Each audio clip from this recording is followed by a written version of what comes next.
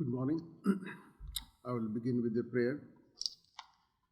Om Bhurbhuva Swaha Tatsaviturvarenyam Bhargo Devasya Dhimahi Dhiyo Yo Na Prachodayat.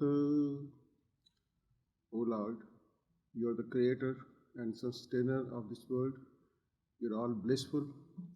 You are the source of all light and energy. You are self-luminous. You are the only one who is worthy of our prayer. We meditate on thee. May you guide our intellect in the right direction.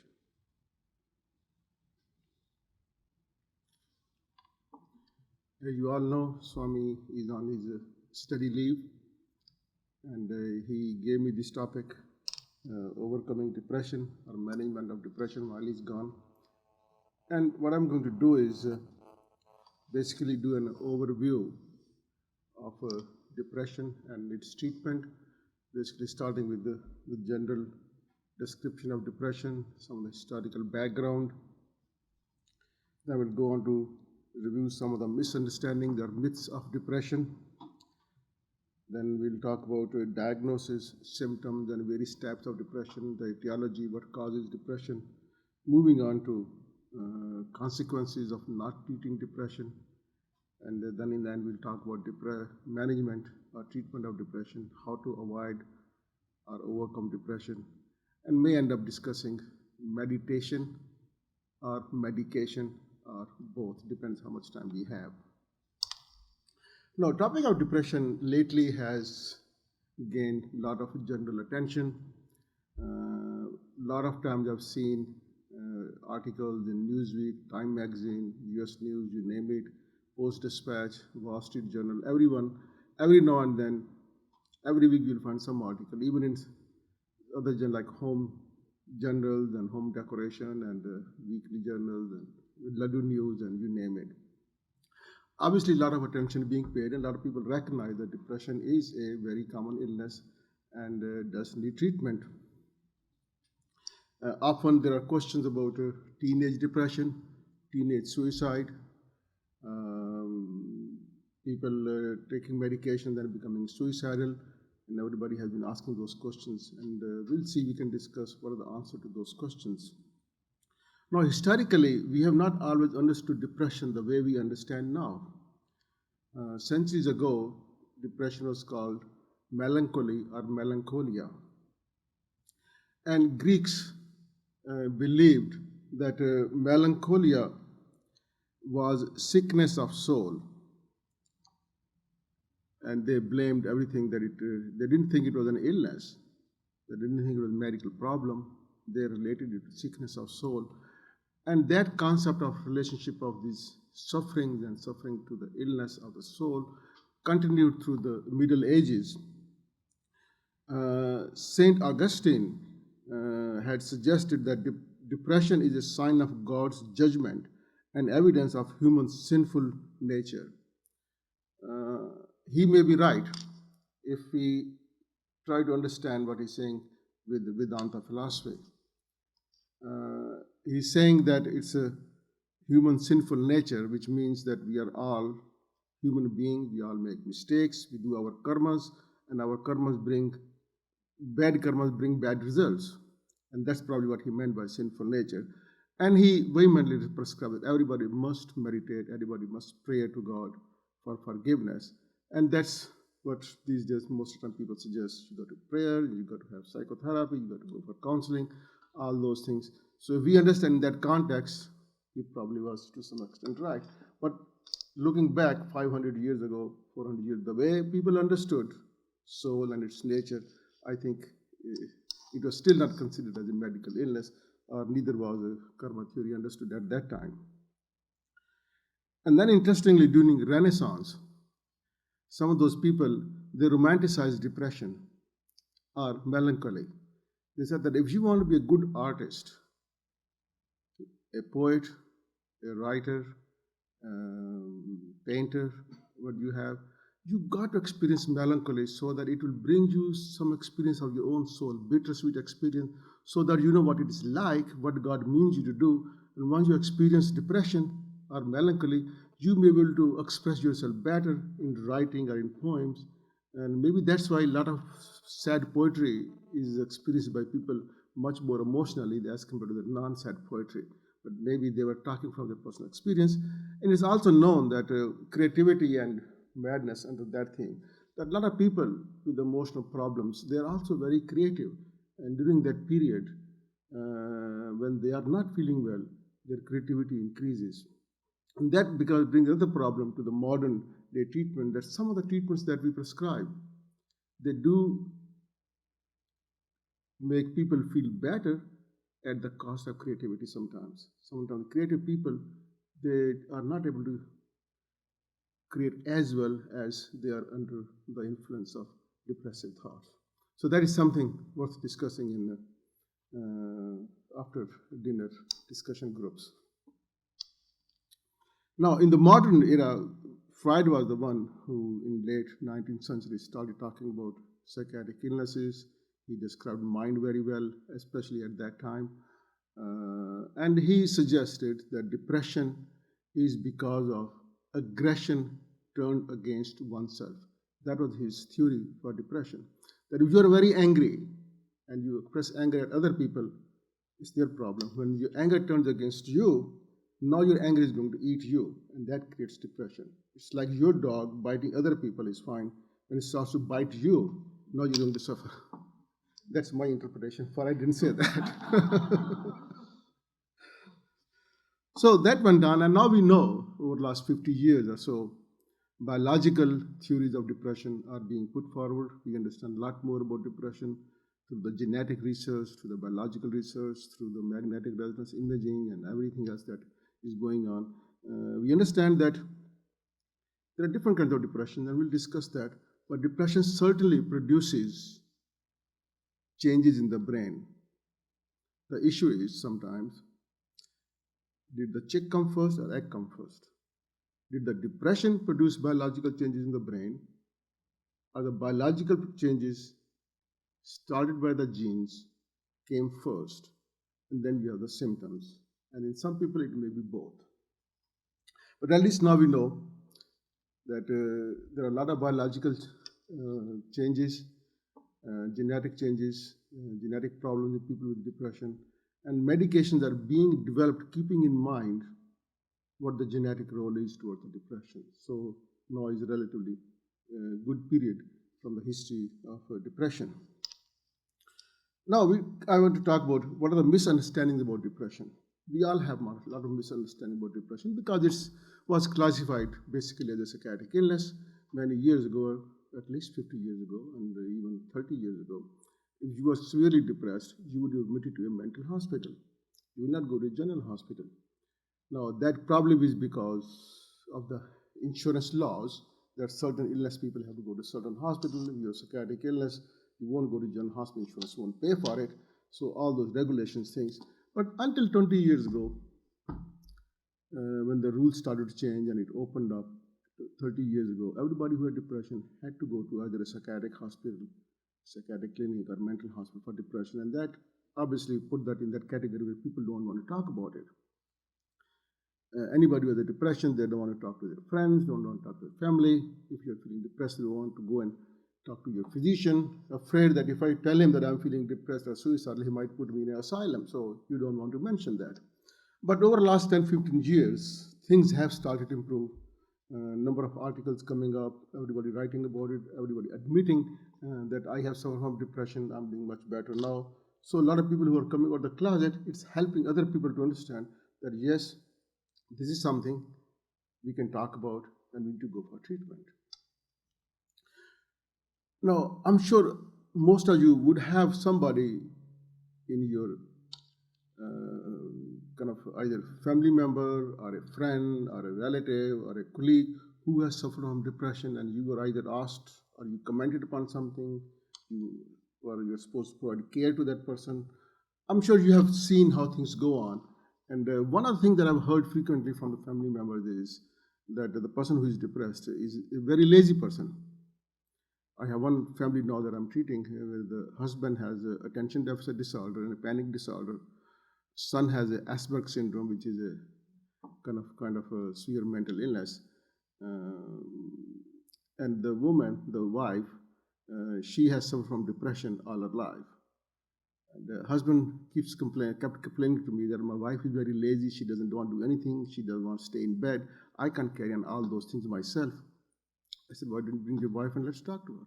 It turned out that she has been depressed most of her life, and she typically had all the symptoms of depression. So, and I've seen other also people saying that this person is lazy. Now, people who are depressed, they may look lazy, but the fact is that they do not have drive, they do not have energy. They act as if they have a kind of heavy bag behind their back, which they're dragging along with them. And the more they walk, more they have to drag the bag, and it's very difficult for them to do anything because they don't have much energy. They don't want to get up from the bed in the morning. They want to stay in bed. They don't have a drive to go to the bathroom. A lot of times they don't change their clothes for weeks, or ladies won't do the makeup. So they do not have the energy. So telling them that you are lazy and you get yourself up and you need a kick behind you, and that's not going to work. You can tell them, you assure them, listen, you got a problem, but you need to keep going. You cannot just stay in bed. You need to get up and do something, and that will help you. So it's important to be strict, but helpful, not being very critical. Because if you tell them you're no good, you're lazy, and all those things, this certainly not only hurts, it makes the depression worse. That maybe, yes, he's right. I am no good, and I always thought that I'm no good. Now, what should I do? Maybe I should just get out of here and kill myself so that I'm not a burden on my family. So that may complement his own thoughts of depression and suicide, whereas family member who want to help is actually complicating the whole thing. So it's better to be on the positive side instead of being very critical and tell them to get up and do something, and if not, you're lazy and you're no good kind of thing. So that's one misunderstanding. Other is that people who have depression, they don't want to, as I said, that share other people because people will think that he is mentally ill. But at the same time, they also think that it is part of weakness. Everybody will think that if I tell them I suffer from depression, they will think I'm very weak. I have a weak personality, I cannot take a decision, I'm not a dependable person. That is true and not true. Certainly when you're very severely depressed, you need help, like anybody with heart illness or severe diabetes out of control or a brain tumor or a pneumonia, you need help. At that time, nobody is dependable. Doesn't matter what illness you have. But once you come out of depression, then you are the same person as before. I had a around 60-year-old senior executive of a company who had actually built the whole company from scratch, and obviously did very well, had good family members, good relationship. There's not a single problem that he didn't solve for that business. But about 2 months before he came to see me, he had started to lose sleep. He would get up around 3 o'clock in the morning, not able to go back to sleep. As time went on, by the time morning came, he was exhausted, he was tired, he didn't want to eat anything, he didn't want to go to work, and slowly started to feel depressed. Then his sleep pattern changed. He would want to sleep during the day, stay back at night, walk up and down, that what's going on happening to me. I think I'm going to ruin my company, my family is going to be destroyed, all those people that I've hired, they're going to lose their job. And it just went on and on and on. His wife was concerned. She would want him to go and see the doctor, but he said, what will doctors do? My illness is not treatable. It's something that only I have. Nobody can treat it. Finally, she did manage to bring him, and he did not, in the beginning, admit he has depression. But once you sit down and discuss all the symptoms and problem, he realized that it's a one-time thing, at least this time. And once he gets better, things will be improved. He admitted himself that he was feeling suicidal.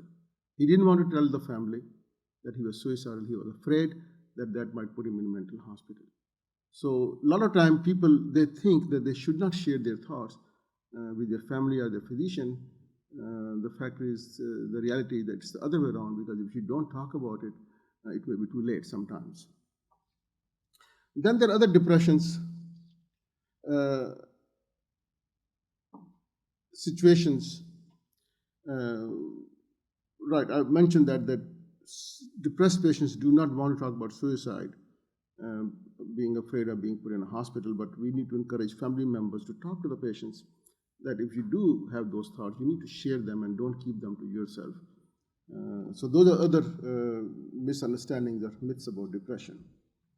So now coming to diagnosis, the symptoms. I mean, how do you say somebody is depressed? We all have mood changes. There is no one day that we are always happy.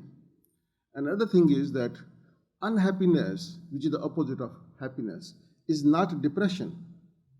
We can be unhappy about a lot of things. We read in the newspaper a lot of things that we don't like and makes us unhappy. But that's not depression.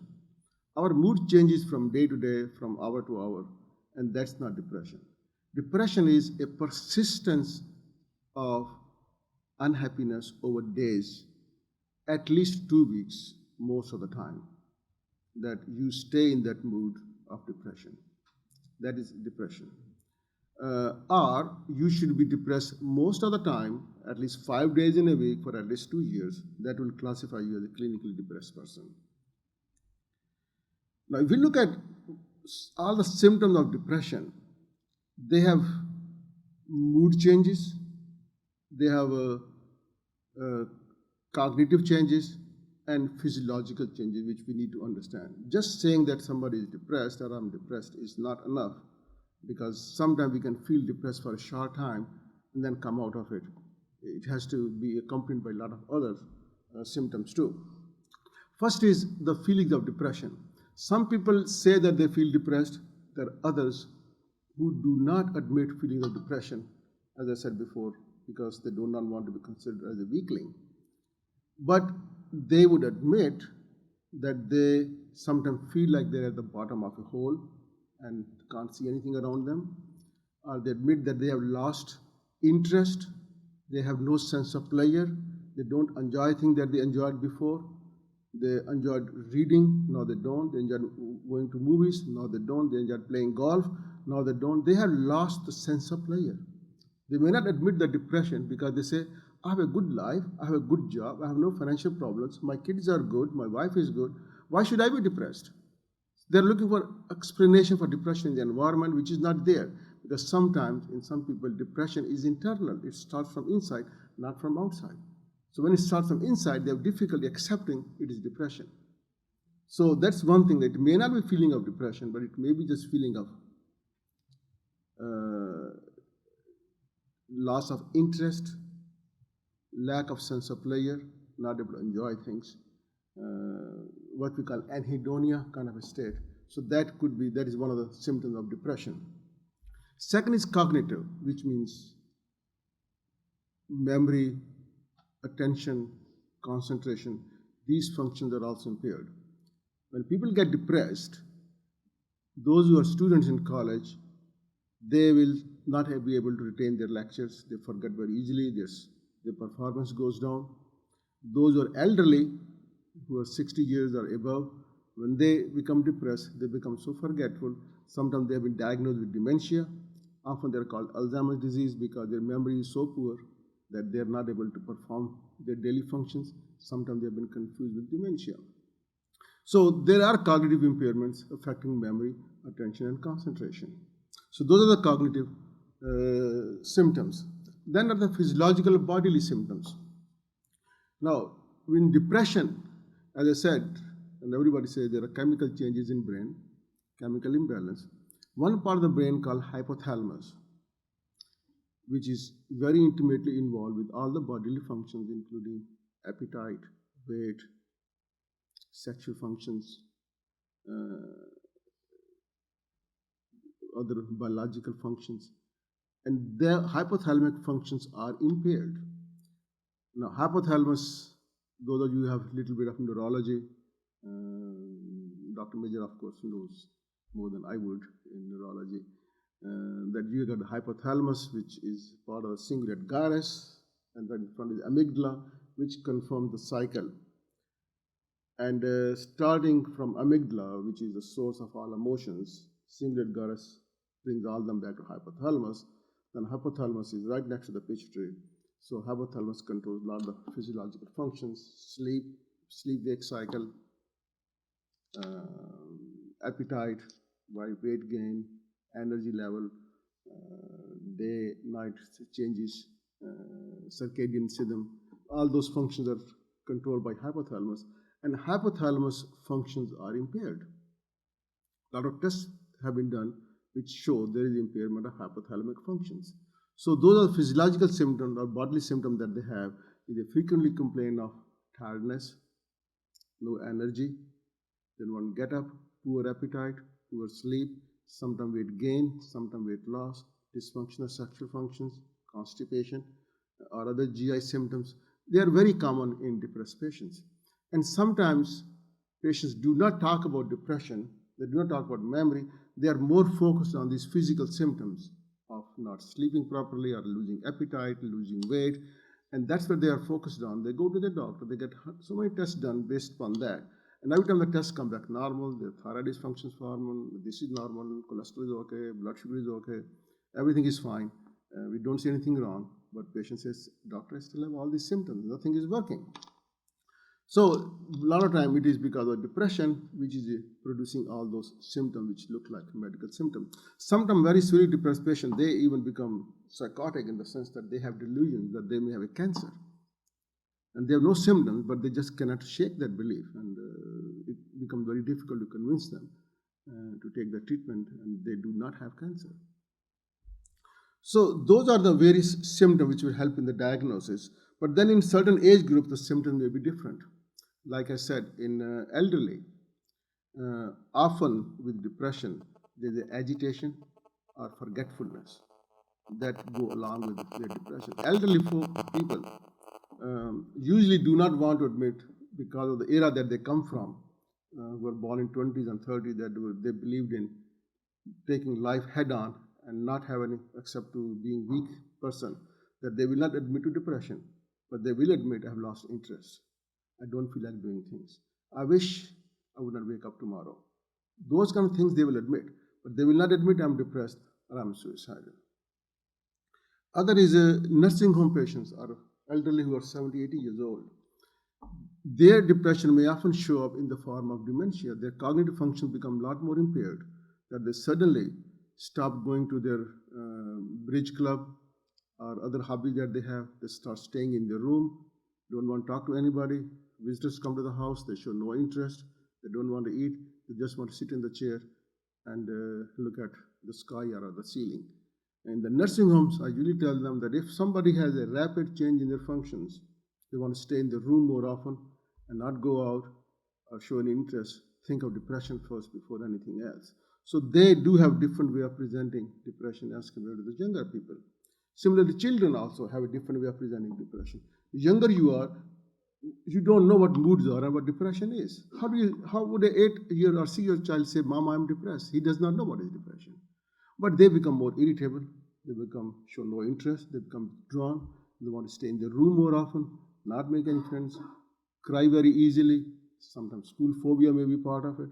So that's a different thing in children. Same thing is in adolescents or teenagers.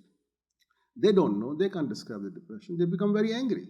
They start becoming violent, upset, angry, throw things, and that's how they show their depression. So everybody at different age shows depression, but the presentation symptoms are different, and one has to put together the whole picture to understand what is depression and what is not depression.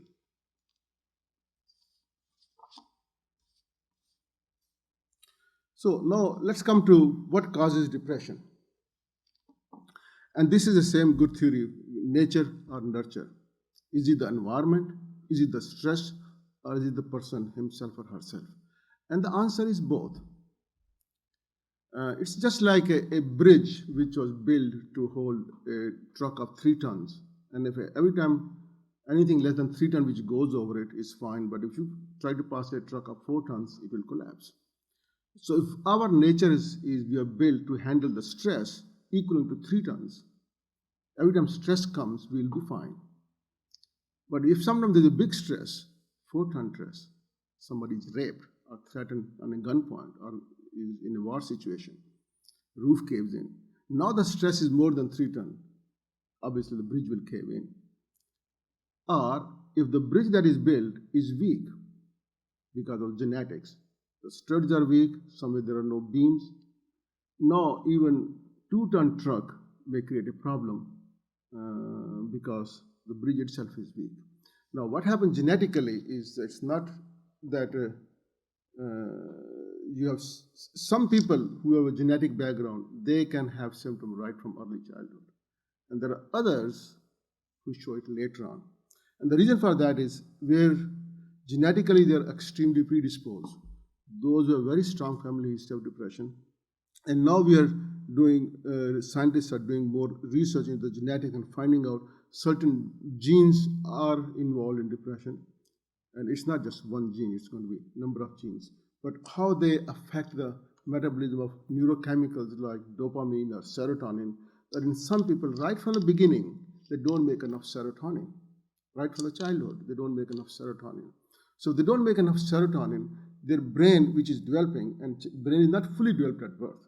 It keeps developing. It keeps developing even in old age. As we use it, as we learn it, more and more connections are formed. So the brain development goes on. Most of the time, everybody believes that by the time you're 16 or 21 years old, your brain is fully mature.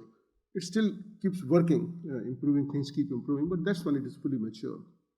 But a young brain, an infant who is born genetically not to have enough serotonin in the system, and serotonin is required for transmission of impulses from one part of the brain to the other part of the brain. And if that is not happening because serotonin is not there, that person is obviously not going to grow up, quote unquote, normally. That person will have problem because certain parts of the brain are not picking up the communications, the relationships. They're not establishing connections. So the person may grow up extremely shy or extremely withdrawn, lack of self-confidence, lack of interest, difficult to communicate with, and a lot of other things. So there are problems. We all have all those symptoms, so don't please start thinking about yourself. It's like a attention deficit disorder. Who doesn't have attention deficit disorder? We all have attention deficit disorder to some degree or more. Okay, and those who have more, they have a problem, but we all have that. If we do not have attention deficit disorder, we cannot function. We'll be just stuck on one topic and not move on to the next thing. Same thing like obsession. Some people say obsessive compulsive illness, that's fine. But unless you're obsessive, you cannot succeed. You cannot, you will not become a doctor or a lawyer, at least a doctor if you're not obsessive. You got to obsess on things to learn. If you're not obsessive, you will not become a doctor. So to succeed in that, you have to be obsessive. But too much obsessive compulsiveness creates problems.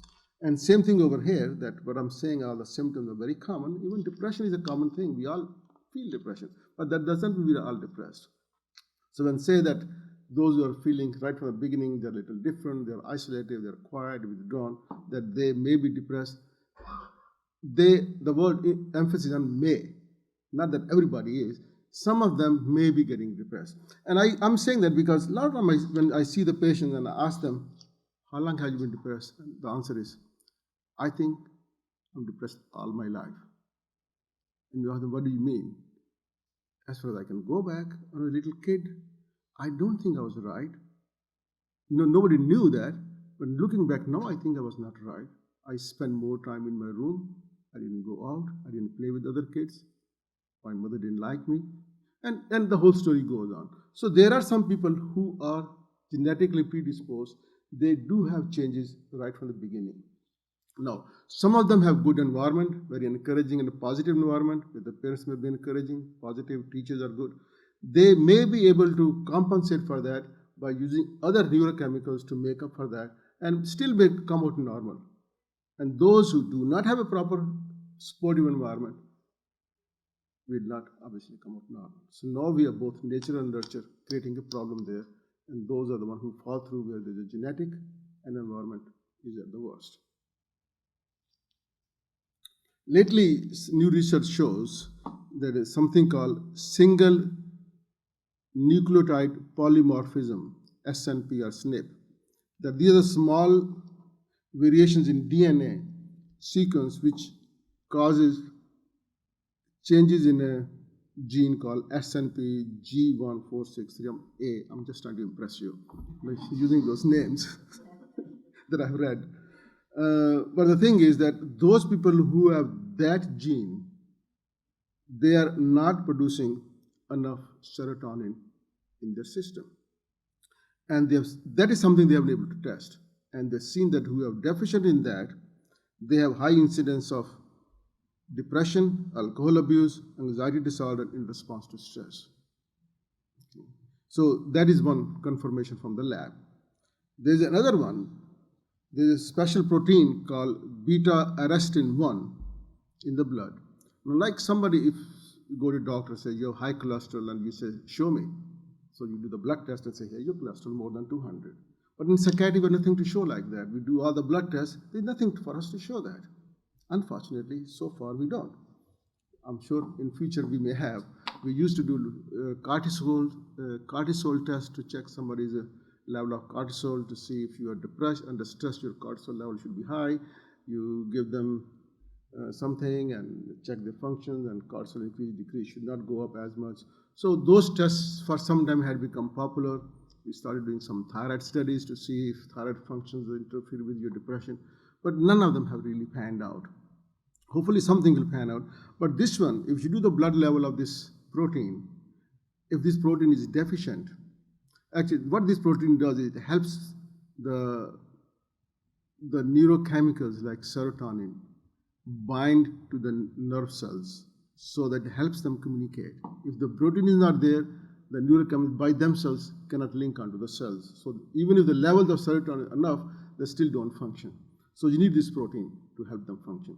And those people who do not respond to the current medication, antidepressant medication, they are low in this protein. So we can check this protein first and see who is going to respond to this medication and who is not. Then we don't have to waste the money on those people who are not going to respond, because we know about 50%, 60% people show response to antidepressants, other 50%, let's say 40%, do not. So we do not have to kind of spend time and money on those people. We can move on to something else what would work for those. So that's another new piece of research which certainly is interesting and is helping to understand the nature of depression.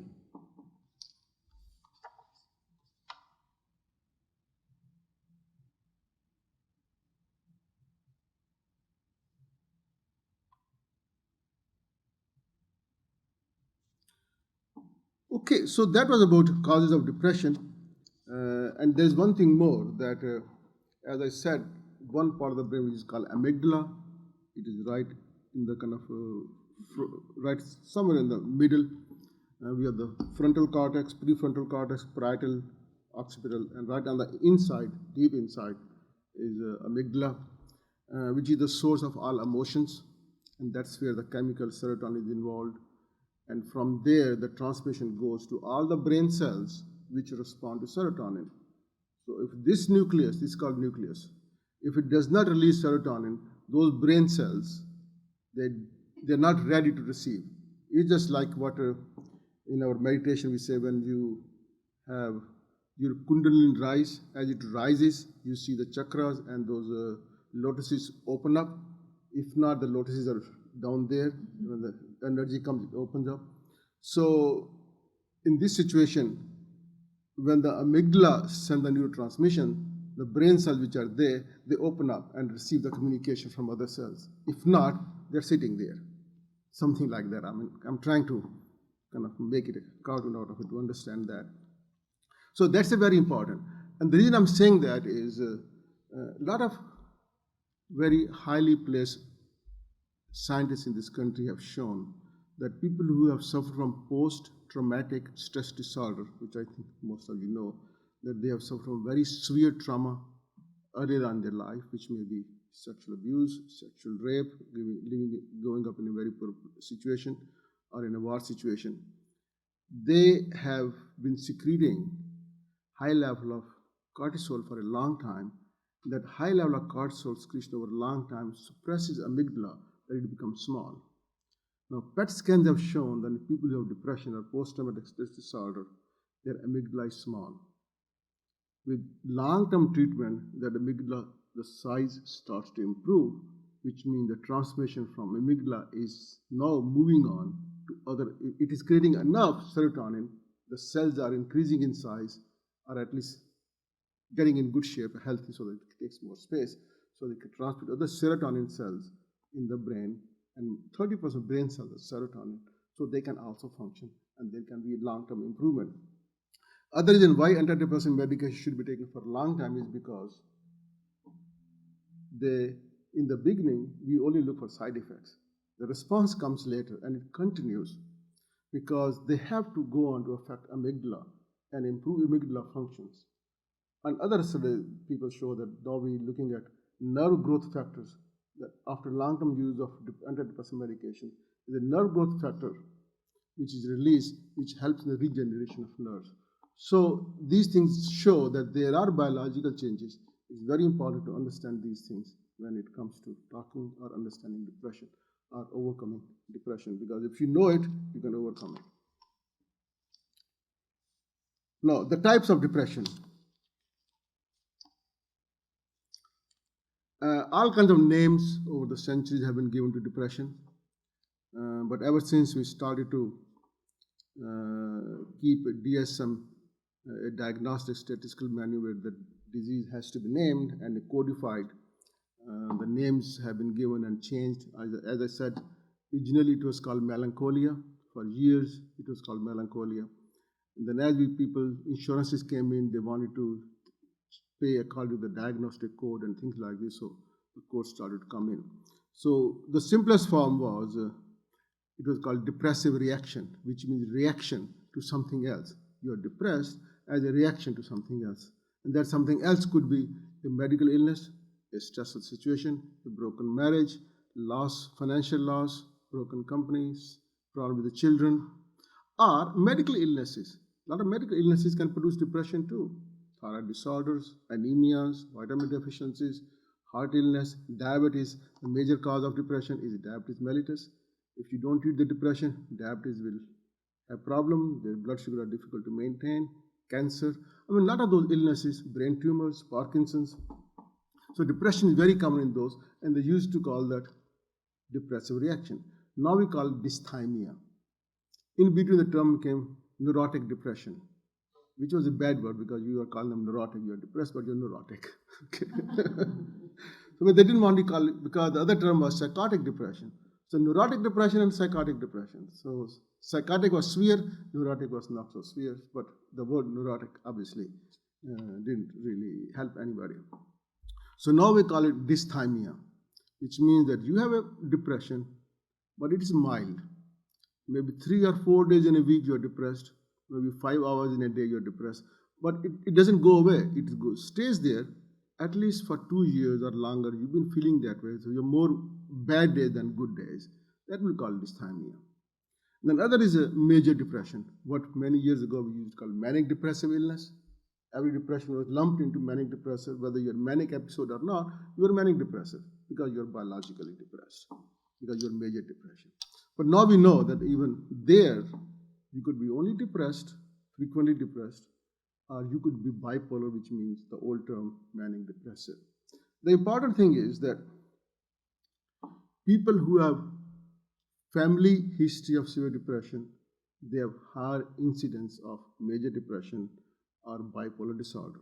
And bipolar is where your mood swings between high and low, sometimes once a year, sometimes maybe in every 3-4 years. Sometimes you have a manic episode when you feel very high, very energetic. You want to go and buy Sears Tower. You want to go and shake hands with the president and tell him that he's doing something wrong. You are his advisor.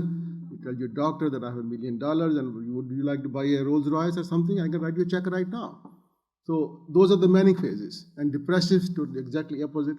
When they feel they're miserable, they're lousy, they cannot do anything, they feel hopeless, they're suicidal. So that's the other swing. And those people, the manic depressive, the bipolar, that's a very serious illness. Most of suicides happen in those bipolar depressed patients as compared to dysthymia or other things. That's where the suicide rate is high. At least completed suicide rate is high. Attempted suicide rate may be high in many other illnesses, but completed suicide rate is very high in bipolar depressed patients. And also genetics is very strong in those patients, and it's very important to understand that illness and not to leave it untreated. Then there are other illnesses related to depression, like I said, post-traumatic stress disorder, which often is associated with depression. a lot of physiological changes. They usually have very severe sleep problem. They just cannot go to sleep. They may be able to sleep in a chair and a sofa, but not in the bed. They just move from sofa to bed, they're awake. So post-traumatic stress disorder, they also have kind of flashbacks of the situation which was traumatic to them. Then other is a seasonal affective disorder, which is very common right now. A lot of people in winter they become depressed. They call them winter blues, Christmas blues, all those things. But the main thing is that it's the sunlight which makes a difference. And a lot of people during winter they do become depressed, and we call that seasonal affective disorders. Other condition which has gained attention is postpartum depression, because of that mother in South states who killed 4 of her children during the depressive stage. That postpartum depression is another very severe form of depression, which sometimes is not properly diagnosed or maintained. And then we can go on to a lot of other variations of depression. So those are the major types of depression that most of the time we diagnose or try to treat. Now, I want to touch briefly on consequences of not treating depression. Somebody will say, well, I'm depressed, but I'm not hurting anybody, so what's the big deal? One thing is that when you're depressed, and let's say if you have a major depression, severe depression, then obviously you probably will be hurting yourself more than anybody else. And if you take that way of thinking that if you kill yourself, then there's family to suffer. So suicide is a big risk. If you don't treat depression, suicide is one of the risks that creates a lot of problem in the family because of suicide. And short of that, some people try to control the depression with alcohol. They start drinking heavy. And the thing is, more you drink, in the beginning, 1 or 2 drinks helps your depression. The third drink pulls you down. And after that, it's just a downhill course. Then the drug abuse, especially in teenagers. The reason most teenagers are on drugs because they're depressed for one reason or another. In teenagers, drug abuse is mostly due to depression. So that's another problem. Then there is interpersonal relationships. Those who are chronically depressed, they think negatively. They never think anything positive. Nothing is good for them. Nothing good is going to happen in this world. Nobody is going to ever do anything right. Children will not grow up all right. Wife is not right. So it just goes on. They make their other people miserable too. The work environment is miserable. If they don't go to work, obviously there's a problem with the family. They don't generate enough money to live on properly. Their quality of life suffers. So there are all those other things which come along by if you don't treat depression. And then let's put it this way. If a family where a child grows up where the father is not there, because we have single parent families, and mother who is overworked goes to work, has 2 jobs to support herself, her kids, and maintain a house, is depressed. So she has no energy, she has no emotions to the children, she just the basic minimum to survive. How that child is going to grow up? What's going to happen to the child when he reaches teenage and grows up to 25? He doesn't know how to behave, he doesn't know how to act, he doesn't know how to handle stress. He has seen his mother and he just follows that, and that's not the right way.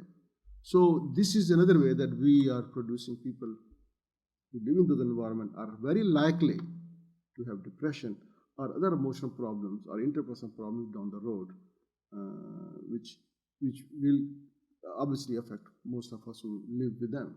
So that's another thing, the consequence of not recognizing depression. So now we come to treatment. Of course, when we talk about treatment in the psychiatry, depression, then you always talk about both medications and psychotherapy. Many years ago, psychoanalytic psychotherapy, and the way Freud suggested, was very common. Now that's almost out of business. There are not that many people who are practicing Freudian psychiatry. And if some of them do, insurance doesn't pay them, so people have to have enough money on their own to pay those analysts to get that treatment. But we have seen over the years that psychoanalytic psychotherapy may be good, it's fun for you and for your psychiatrist, but does not necessarily, if you have depression, makes a difference. Because depression over time does improve. Like any other illness, they have their phases. Most of the depressions, those are situational. When the situation improves, depression improves. When the stress improves, depression improves. Those who have major depression, recurrent depression, they have a natural cycle of 6 months to 2 years that some of them, at least 30 to 40% of them, improve by the time. And I've seen a lot of patients who have gone through that, and for the first time when they were depressed, they said, I spent all my time in my prayers, and God helped me, and I came out of it. And the second time, again, the same thing. Not realizing that the illness has a natural cycles, that cycle is over, and you come out of it, waiting for the next episode to happen.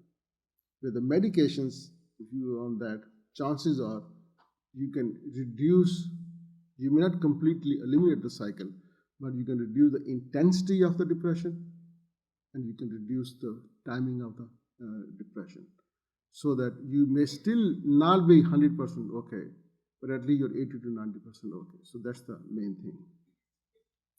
There are a lot of studies on recently on cognitive behavior therapy. There are a lot of therapists who practice that cognitive behavior therapy, which is excellent because it helps person to focus on their negative thinking. By helping them recognize the negative thoughts, you can encourage them, guide them to change them to positive thoughts. So that slowly, once they start making positive thoughts, that's the way that if chemicals are changing your thoughts, can your thoughts change the chemicals? So if you are start replacing positive thoughts for the negative thoughts, hopefully you can change the chemical process also in the brain reverse order, that you can create more and more serotonin. And that's what sometimes even meditation shows. People who are, most of us not that expert in meditation, and if we go to some research, you will not find much changes in EEG or other things.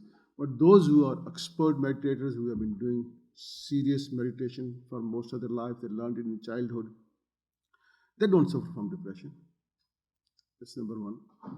If you study their brain functions, EEG, neuromagnetic imaging, it shows, EEG would show that normally EEG, as you know, that you put the things on the head and recording like an electrocardiogram, and there are different kinds of waves. If you are relaxed, it's called alpha waves.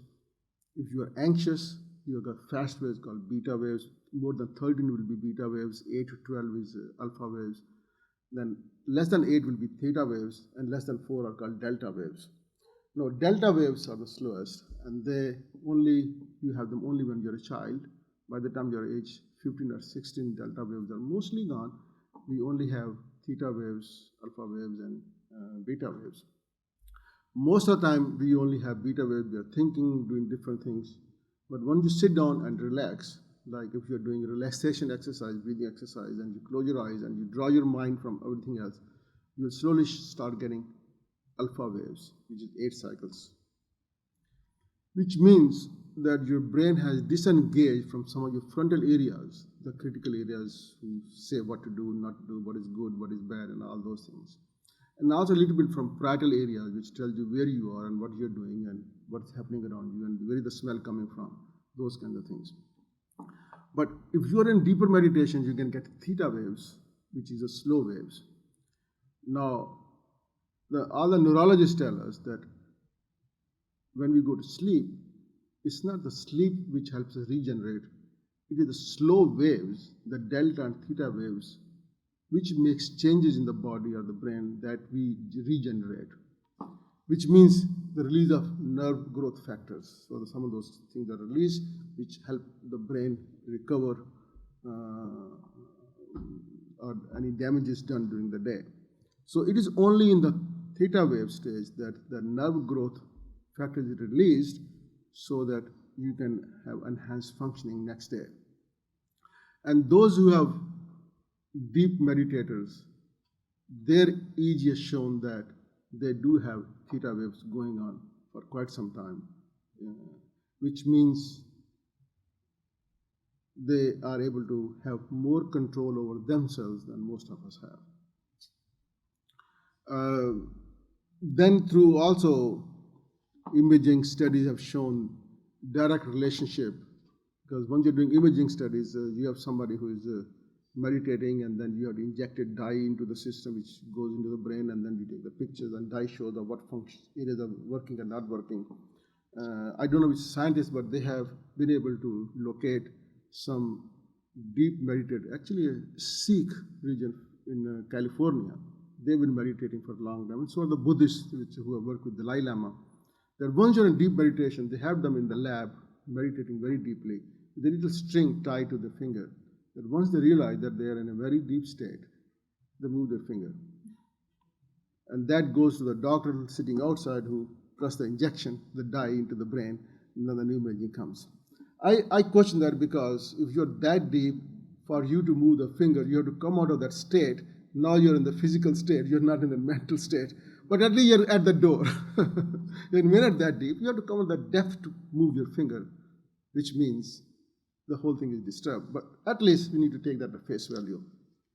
And it shows, interestingly, that the parietal lobes are cut off. The frontal lobes are not, prefrontal lobes are not functioning that good. Instead of the right prefrontal, the left prefrontal is dominant, and amygdala lights up. Now, what this means is that parietal lobe tells us where we are in this environment, where I'm standing, what's around me, what I'm seeing, what I'm watching, what I'm hearing. That's the parietal lobe function. All the perceptions come to parietal lobe. Then they're analyzed. I mean, they go to the occipital lobe for the eyes, but they're again sent to the parietal lobe. The hearing goes to temporal lobe area, then they're again brought to the parietal lobe to interpret.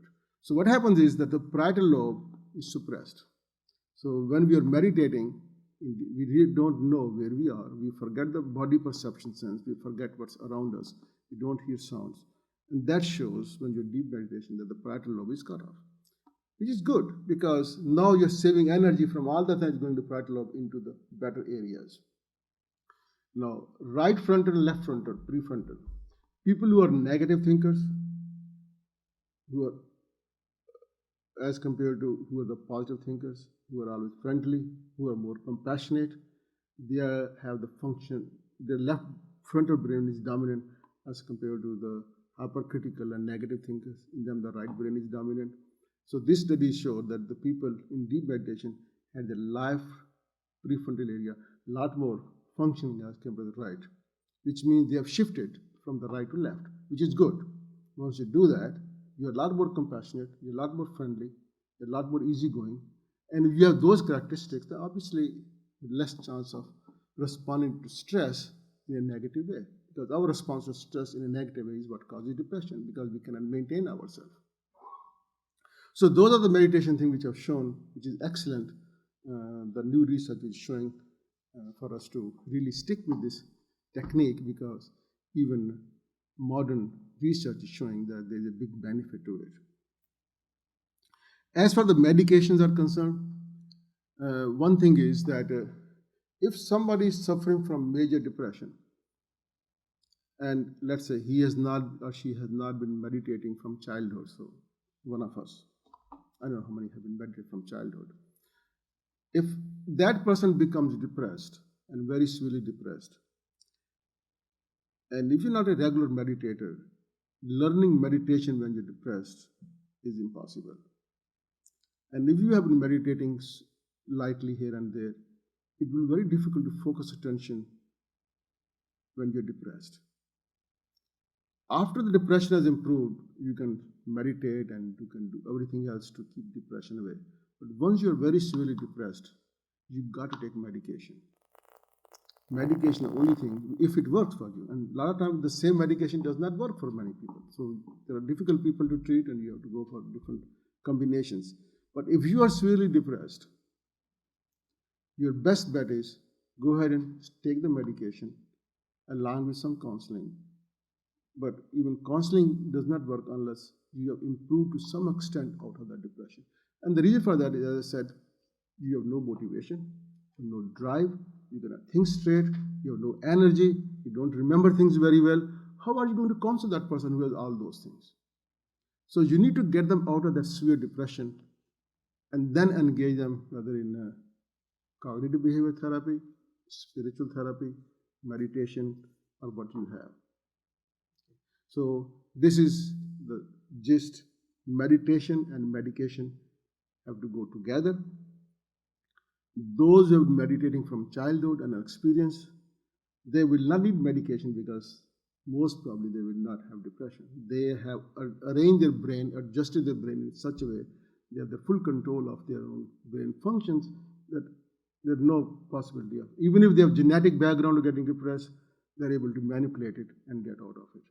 And other ones, those who have genetic background and don't meditate regularly, we have to take medication and then supplement with meditation or psychotherapy. If you don't have any questions now, or we can have them in the laboratory later on. Any bursting questions, we can have them now, otherwise. Okay. Thank you.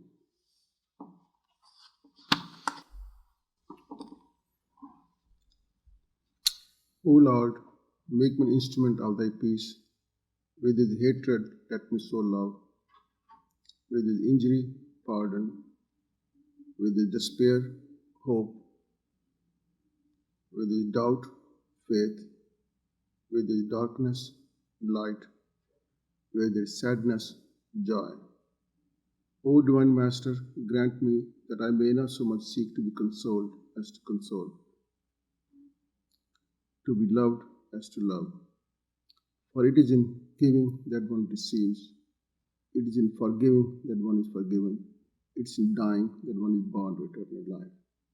Om Shanti, Shanti, Shanti.